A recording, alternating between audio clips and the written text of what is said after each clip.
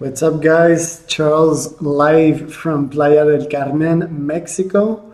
Today I wanted to talk to you about fasting. So right now, at the moment, I'm fasting. Every Thursday, I do not eat. And since I do the OMAD diet, the 1 meal a day diet, that means that I basically don't eat for 48 hours every week. So in this video, I'm gonna tell you what do I do exactly to overcome the challenges of fasting. I will also tell you why do I fast, and I will tell you a bit more about my experience, because one thing that I found very neat with other bloggers or other people that try fasting is the one that put their experience online so that we can see exactly what they went through. I remember that I read one with, it was a girl on medium.com, and she fasted for like 7 days. At first, I'm gonna tell you guys the maximum that I did was 3 days, and I used to do it often. Right now, I don't do it as often yet.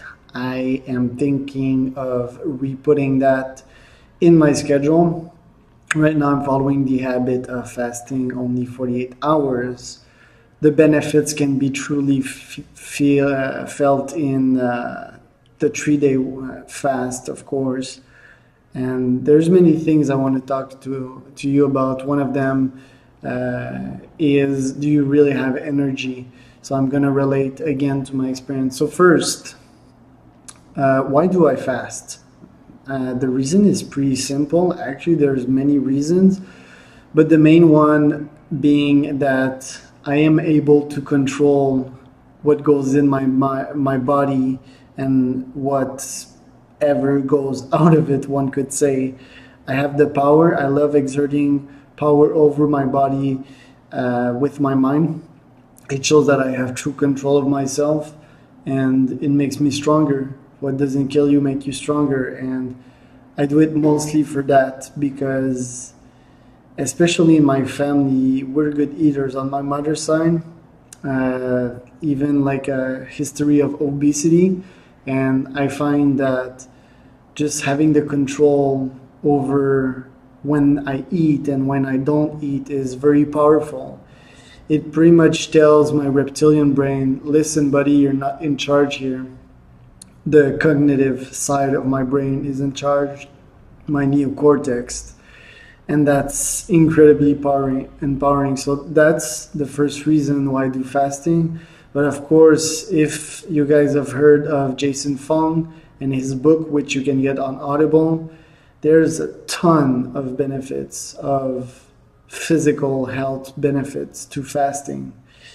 They're pretty much incredible. It's pretty much the best biohack that one can use for longevity, for general health, for the gut, for pretty much every organ inside your body. It's very powerful. The phenomenon that occurs in that case is basically that your bodies does not have any more source of carbs to fuel on, and he'll feed on himself, basically producing ketones in the process. And ketones have incredible benefits for the body. And fueling on ketone, which is one of the questions that I wanted to talk about, that I told you guys at the beginning, do you feel more energized? I would say in my case, the first day I do not feel energized. The second day I feel okay. And I will also tell you the negatives of fasting, because it's not always cool to fast, but of course I do it for that same reason, right? But basically, I've had trouble in the past sleeping my first night, and my second night when I used to do 3-day fast was even worse. But there was many things that I wasn't doing properly, and I will tell you guys about those. But do you feel more energy? More or less? or at least I could not tell in my case. Maybe because the food that I usually eat is kind of fuel, maybe because I tend to slack on supplements. One thing's for sure is that when I eat food, I have a huge down afterwards, especially with the OMAD diet. It's pretty brutal. But when I do not eat, I do not have that crash of energy. So I could say yes, but I do not feel the ketone effect. And maybe that's justified because I do not get in the zone where my body happens to produce ketones. And I would like to explore that zone, although one could argue that in the past, after 2 days, I've been in that zone. I cannot say that I've felt the effects of ketones yet. It's something that I would definitely like to try.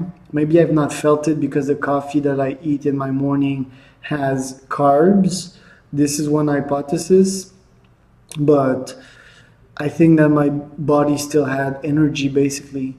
Although I do not have a lot of fat on my body. I don't know if that may even makes sense scientifically, but trying to understand why, which is one reason why I definitely want to try to fast longer than 2 to 3 days. One of my objectives this year is to fast 1 week. Now I'm gonna get to the cons, the not so cool about fasting. There's two main points. One of them, which I already told you guys. Actually, three, one could say. The first is sleep. I already told you that. Second one is sometimes I really do feel like shit, which is pretty much related to sleep because when I do not have sleep, I tend to feel bad. And in the past, I used to feel pain in my body, but that was because I didn't eat or drink, should I say, enough electrolytes. As you guys see, I'm drinking Perrier sparkling water right now, and this water basically has electrolytes, a lot of them. What are electrolytes? It's a combination of many minerals which are essential for the body. We're talking about potassium, magnesium, calcium, and also salt. And there's a bunch of other mineral in there, phosphate and other minerals which are very beneficial to stay hydrated basically, and that was the reason why I did not feel well. I also tend to take a magnesium pill before going to sleep. So pretty much one, the sleep, second, the energy, and three, what would be the third one? Sleep, energy. I might be. Oh yeah, the third one is pretty big. I think in my case, I think that I've lost muscles, but basically it might have been fat because Jason Fong told us that this is not true. But definitely, I've been getting skinnier, which is also cool, because it means that I now can see my abs. Well, I've been able to see my abs for the past 2 years, 1 year, but especially in the last, I've been fasting for like a year and a half, by the way, or even 2 years, and that's definitely the moment where I've been the most able to see my abs. So that's pretty not cool, but I'm trying to fight that in many ways. Taking my B vitamins is one of those ways, keeping my testosterone up as well. Also, I'm trying to explore creatine, doing more research this weekend about that to see if it's good or not, but definitely something good. And I'm also going more to the gym because I tend to do high intensity trainings, which aren't the best for muscles, but less cardio during those periods, definitely. Now that I've explored the goods and the bads, I'm gonna go to the day-to-day. So what happens in my day-to-day when I fast? So I drink a lot of this. I usually begin my day the same way. Nothing really changes, except for the food, of course. So I'm drinking my coffee with all sorts of powder inside it, such as cacao, curcumin. It's a weird coffee. There's even like a bit of pepper of could not remember the, oh yeah, it's cayenne pepper, which is good for testosterone. I'm also, I tend to drink my weird other drink, which is a mix of sparkling water, um, apple cider slash apple vinegar, whatever you call it, with salt and bicarbonate to clean my stomach. But I tend to sometimes brush it on the side when I do that, because my stomach will become a bit weird. What is different on those days? The sport. If I feel weak, I won't do my intense sport. So today I went to the gym. I felt very good, but I might do a high intensity training for 15 minutes instead if I feel weaker. We'll also drink a lot of teas. Nothing really changes. What is cool also during those days is that basically I have more time. So I will tend to meditate more, have more fun.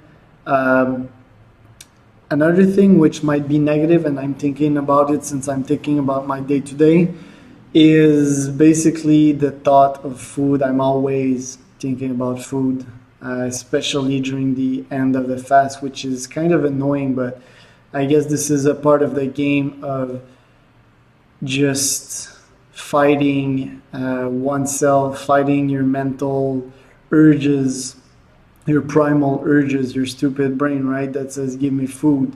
And that's probably the best benefit. As I've told you, uh, I have people in my family, I have genetics which tend to make me a person which likes food a lot.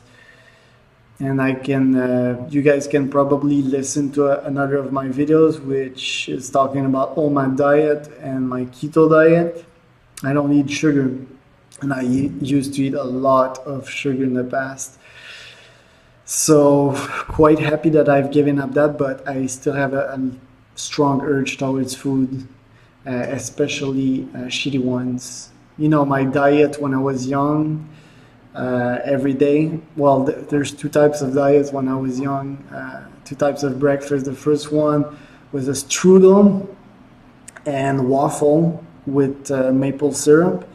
I don't know you guys if you know like strudel. It's basically Pillsbury that make that. So it's a pastry with liquid, with sugar liquid inside, and we put like cream with sugar on top. And the other thing sitting in my plate every morning for 6 years when I was in primary school, elementary school, was a damn waffle with maple syrup. Just imagine the amount of sugar. Oh, and a glass of milk, GMO'd milk on steroids. I'm not sure if the milk in Quebec is as worst as in United States, because I'm from Quebec, Canada. But still, I'm pretty sure was not the best breakfast I could have eaten. Oh, and the second breakfast, you guys, eh? So the second breakfast during my high school time was 2 toasts with Nutella on both of the toasts with a glass of milk again. That's how I started my day. And my parents and everyone and myself always wondered why I was always in trouble. Low energy, high energy was, oh my God, so obvious. Parenthesis on the side. So yeah, my day to day, when I'm fasting, drinking a lot of liquid, even more. Trying to be more mindful also about my body, how I feel, how I want to feel. Have more time for myself, as I told you. So fasting is very interesting, and like most experts will tell you to do it for the physical health benefits, I will tell you to do it for the mental benefits. And by the way, right now I'm talking to you in a fast, if you guys haven't figured out. I will break it tomorrow. Tomorrow is a Friday. We'll break it with healthy food, of course. You don't want to break a fast with some shitty food. That's probably another thing which you guys want to know. Breaking a fast is as important as fasting. Do not break it with shitty food because your stomach is empty. He will absorb like hell everything that you will put in afterwards, and also prepare for a huge dump. And that's for many reasons. One, your stomach didn't had anything in the past days, and two, I tend to eat a lot when I break a fast, but go gradually. That's my tip.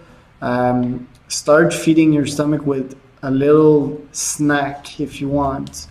Snacks that I eat, for example, might be, I don't know, a little bit of popcorn, a little bit of nuts, of macadamia nuts, for example, before eating your big meal to prepare your stomach. And also drink a lot of water before you start eating your snack. Lots. Okay, so that will help you to not feel either constipated or just low energy. And by the way, I tend to be constipated when I fast. I do not go to the toilet. So that's a cool thing because I save time. Yeah. So that's pretty much it for the fasting. We talked about the goods, the bads, the tips, which are to drink a lot of water and just go on, man. Fight your urges. That's the point of it. And how to break your fast. After 24 hours is fine. If you begin with fasting, go with 24 hours. If you're more adventurous, after you've done your 24 hours, go with a 48 hours and then 72 hours and two. Jason Fung, the guy, he told that the world record was, I think, I don't know, 230 days of a guy not eating. Pretty crazy. But I definitely urge you guys to do it. It's a huge plus in many ways. The best one of them is the mental benefits. So hope you guys have benefited from that video, and I'll talk to you later.